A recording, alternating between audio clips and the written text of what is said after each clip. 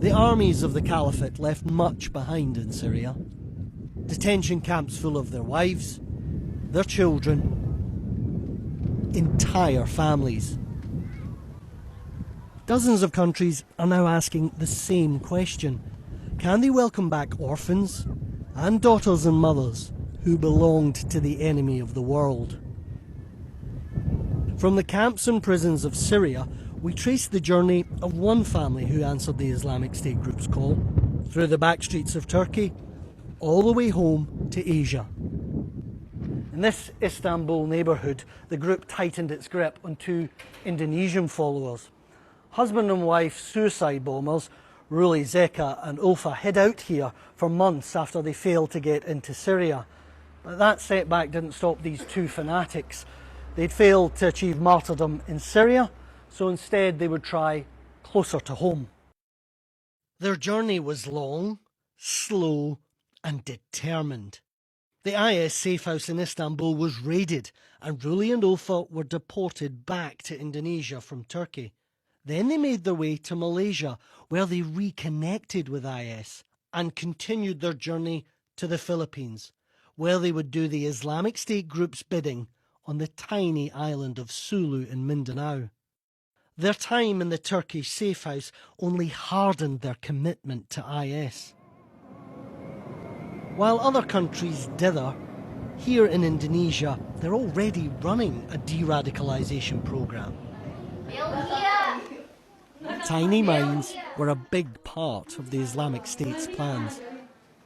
But theirs was a childhood without song, without playtime. Here at the Handayani Rehabilitation Centre, the children of jihadists are given love and attention and allowed to have fun. They're learning to be kids again. Some of the children here have just returned from Turkey. Their radicalised parents are being treated here, but we weren't allowed to meet them. Sri Musfia, a counsellor at the camp, met the couple. Did you realise how dangerous they were? Cukup kaget kami ada informasi seperti itu, kami di WA bahwa beliau berdua itu melakukan bom bunuh diri kembali.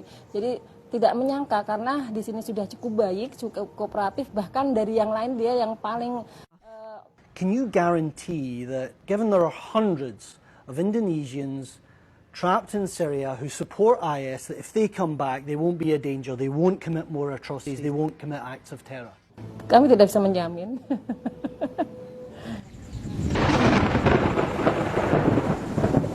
We went to uncover more of Ruli and Ulfa's story. Sofian Sari is a former extremist who knew the couple and met them at the rehabilitation centre. He's against bringing more Indonesian IS supporters home. Menurut saya itu beresiko dan harus dipikir ulang, dan saya termasuk yang tidak setuju kalau mereka masuk ke Indonesia karena akan menjadi problem dan akan menjadi masalah. Karena mereka juga termasuk orang-orang yang nggak bisa dipercaya. Abu Bakr al-Baghdadi is dead. The so-called Caliphate is gone. Where do all these IS supporters who've made all these incredible links, where do they go next? Do they come here to Asia?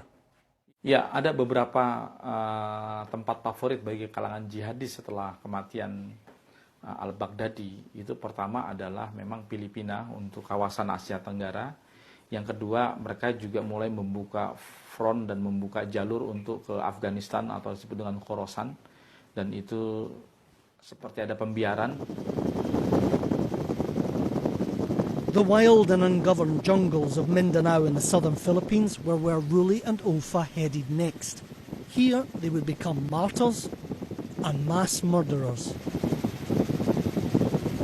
Hundreds of Asian fighters crossed two oceans to join the Islamic State group in the Middle East. Worry now is that since the Caliphate is lying in ruin, that flow is reversed. Just look at the territory down here. There are miles upon miles of open sea, hundreds of islands, difficult to protect, and it's easy to move among them, easy to move among countries. Our next report is from here, the Philippines, where the Islamic State group is claiming new recruits and new attacks.